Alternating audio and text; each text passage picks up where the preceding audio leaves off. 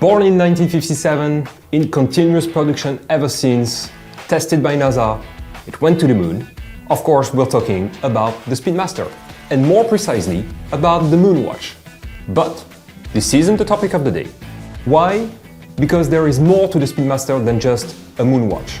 The Speedy is actually an entire collection of chronographs, and there's one that deserves our attention. It's the recent and very cool Speedmaster 57.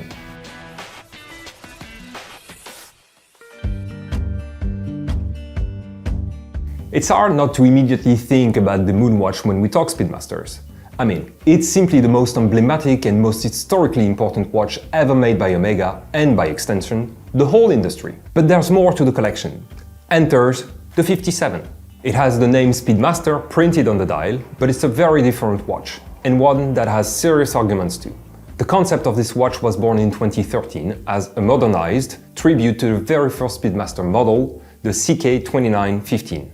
That meant straight case, brushed bezel, and the emblematic broad arrow hands.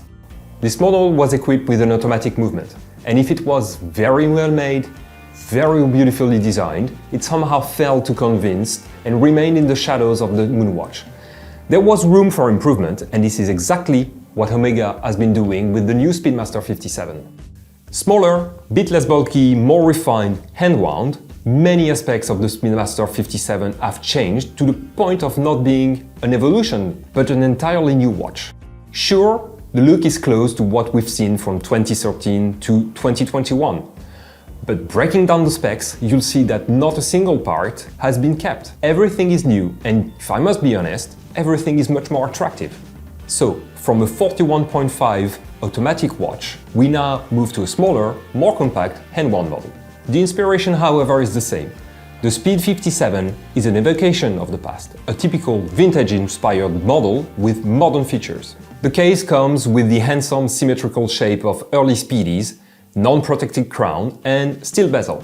There are 4 dials, 3 colorful in blue, green or burgundy with applied markers and a sunray brushed finishing, and 1 black dial with a sandwich construction, and this is the one we're looking at today. Dimensions are more reasonable now. The watch has lost 1 mm in diameter, it's now 40.5 mm, and no fewer than 3 mm less in height. Yet that changes drastically the way the watch wears on the wrist. And at 13 mm, it's actually a bit thinner than a standard Moonwatch. The look of the case is also completely different from a Moonwatch. No twisted lugs, no black bezel, unprotected crown and pushers. And the brush bezel with the laser engraved tachymeter scale also brings brightness and changes the style of the watch quite drastically. Not everything is perfect, however. The Speedmaster 57 might be smaller and thinner than a Moonwatch, but it's also quite long on the wrist, almost 50 mm lug-to-lug. And that's close to 2 mm more than a standard Moonwatch Professional. Larger versus longer. In all fairness, the 57 wears quite well on the wrist, but as always, I truly encourage you to test both to see which one you prefer. A fun thing about the Speedmaster 57. It has a strong vintage vibe and still, it's the most modern of the 2 models.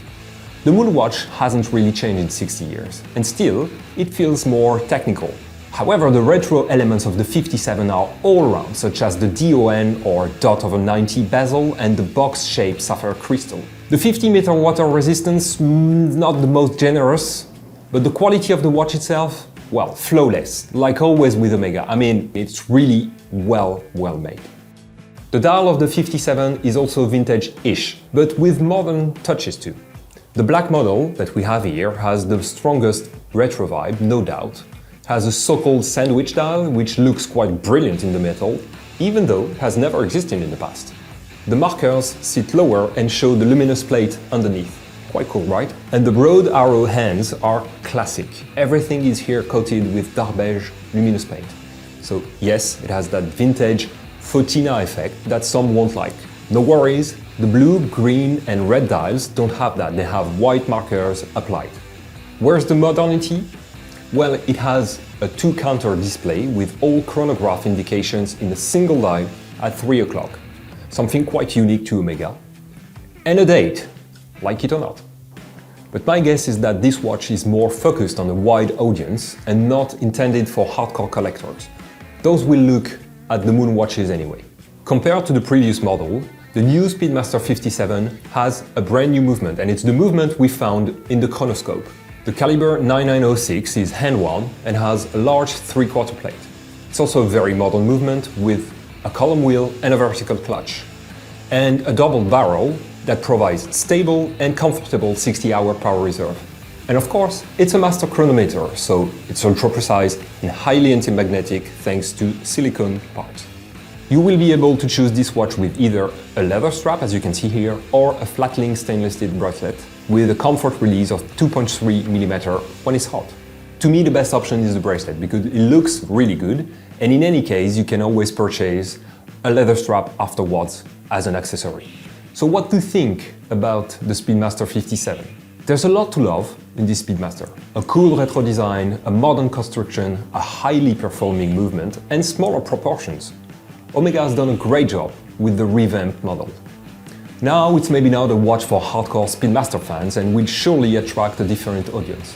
It doesn't answer the same needs and doesn't try to play on the same emotions.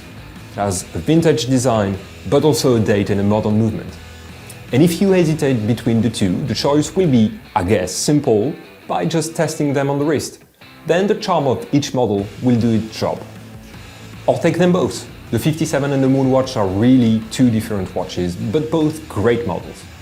Just keep in mind that the 57 is a bit more expensive at around 10,000 euros versus 8,000 euros for a Moonwatch. It's also a bit more complicated with a modern movement a bit more luxurious. The choice is yours.